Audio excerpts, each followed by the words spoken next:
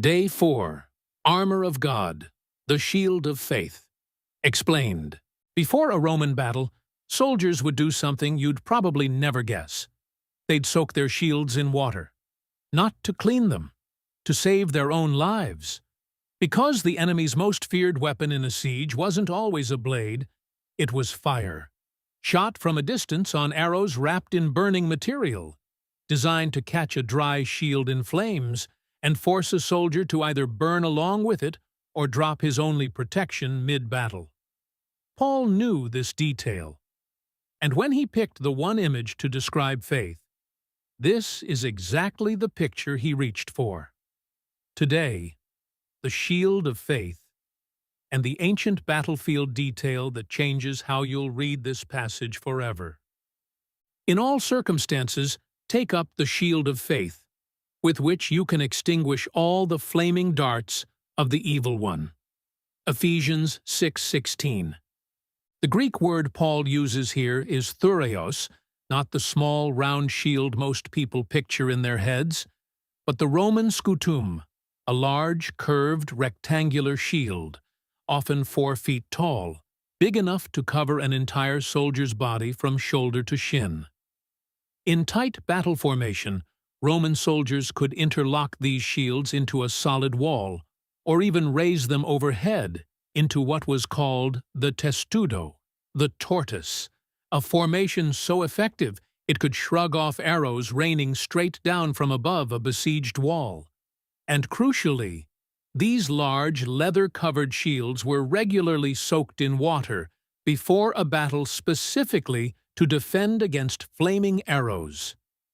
A dry shield caught fire almost instantly on impact. A soaked one simply extinguished the flame the moment it made contact. Paul places the shield fourth, after truth, righteousness, and peace, and right before the helmet. It's the pivot point of the entire passage. Everything before it is about standing firm in place.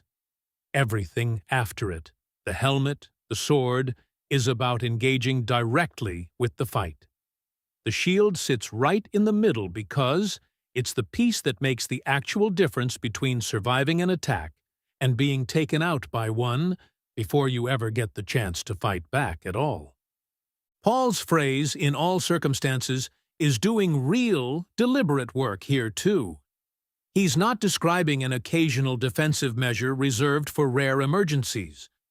This shield is meant to be up constantly, in every season.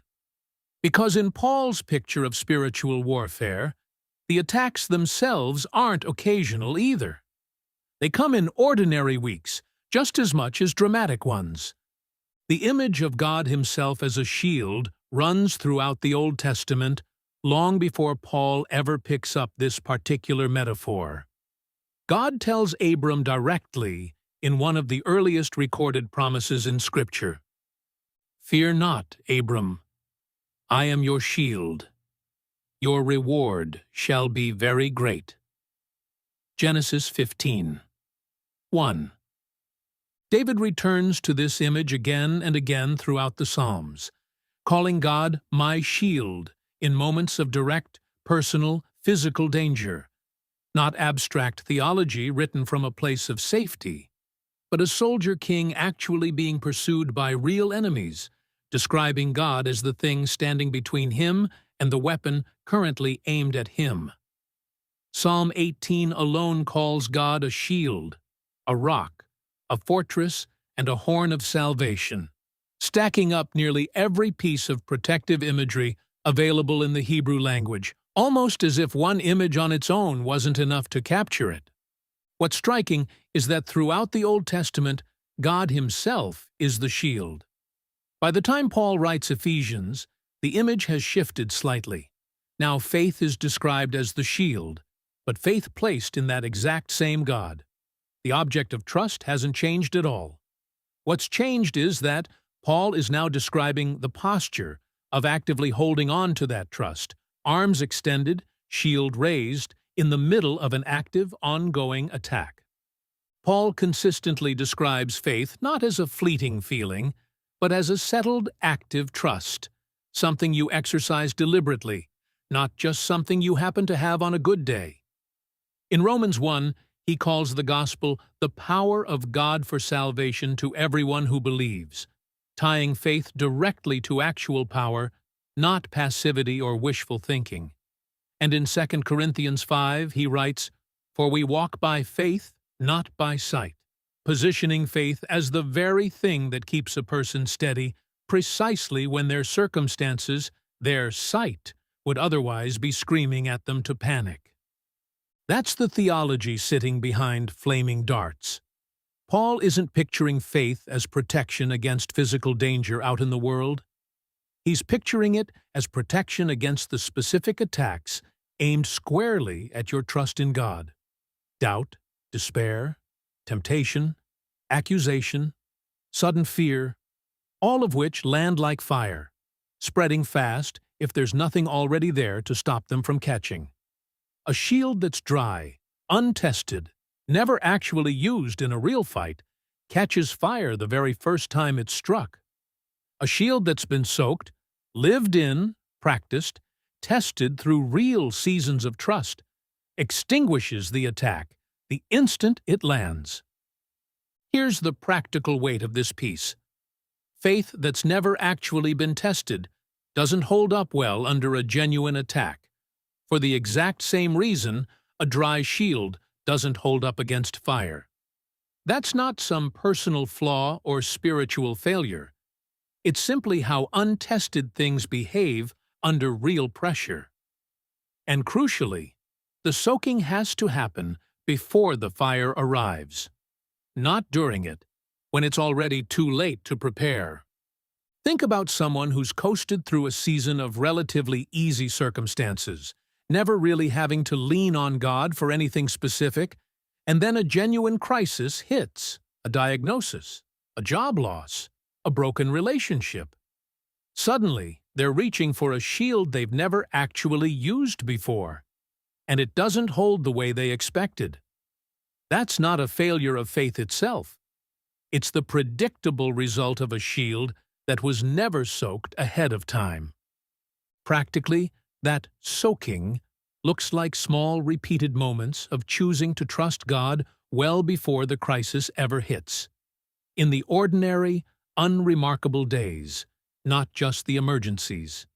It's trusting Him with a small disappointment now, so that trust is already built and tested by the time a much bigger one eventually comes.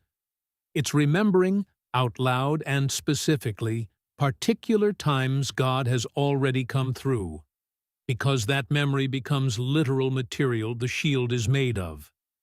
And when a flaming dart does land, a wave of doubt, a spiral of fear, a temptation that feels genuinely overwhelming, the move isn't to fight the fire directly with sheer effort or willpower.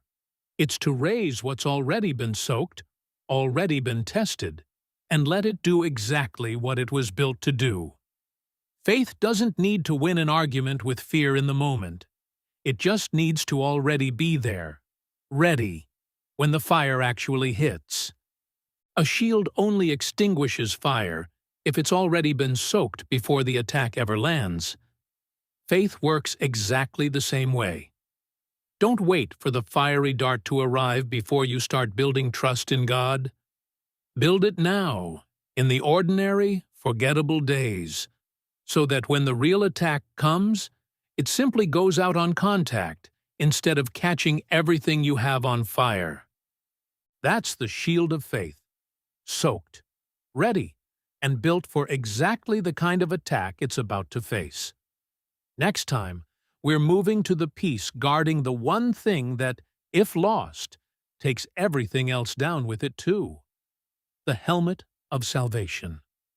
Subscribe so you don't miss it, and tell me in the comments. What's one moment your faith has already been soaked by trusting God through something genuinely hard?